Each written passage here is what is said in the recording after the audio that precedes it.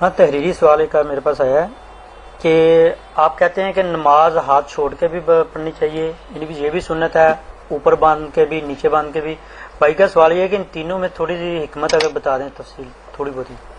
وہ حکمت کے لیے تو میرے خطبات میں حاضر ہوا کر رہے ہیں، یہاں کیا بتائیں، یہاں تو ضرورت کی چیزیں جو لوگ پوچھتے ہیں، سمجھنے کی چیز تو یہ ہے کہ جو عمل رسول اللہ سے، کسی صحابی سے، کسی امام سے ثابت ہے نا، جو امت کے ائمہ ہیں، ان کو جو شخص بدعت کہتا ہے، غلط کہتا ہے، وہ زیادتی کرتا ہے۔ آپ وہ جو چاہے کرے، ہاتھ باندھے یا نیچے باندھے چھوڑے، مگر یہ نا حد سے بڑھے کہ یہ غلط کام ہے۔ غلط کہے گا تو کس کو کہے گا؟ ہاتھ چھوڑنے کو غلط کہے گا۔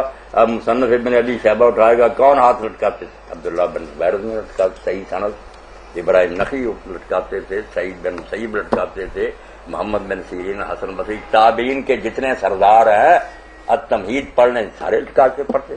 تو یہ جو کہے گا نہیں سارے نمازیں خراب کر رہے، کہتا پھر میں نہیں کہوں گا۔ ایک صحابی کے بارے میں ثابت ہو گیا، اس نے کہا نہیں، اس نے کہا کہ حضور نے کیا، مجھے ضرورت نہیں پوچھنے، اس نے اگر اسے پتہ نہ ہوتا کہ حضور نے کیا، وہ کیوں کرتا؟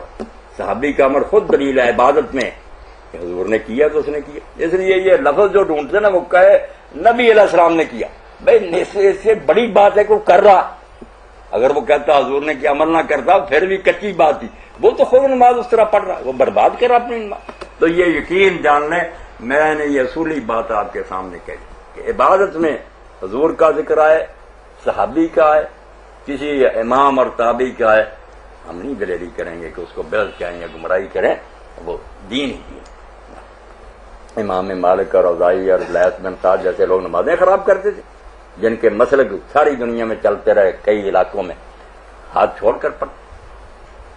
جی بالکل ٹھیک، باندھنا، چھوڑنا، سینے پر نیچے سب ثابت ہے، کتابوں میں آیا۔ لوگ یہ کرتے ہیں کہ ہمارا ہی ٹھیک ہے، دوسروں کو غلط کرتے ہیں، یہ جھگڑے کی باتیں۔ جو انصاف سے پڑے گا سب کا پتہ چل جائے گا، ذکر موجود ہے ان چیزوں کا بھی۔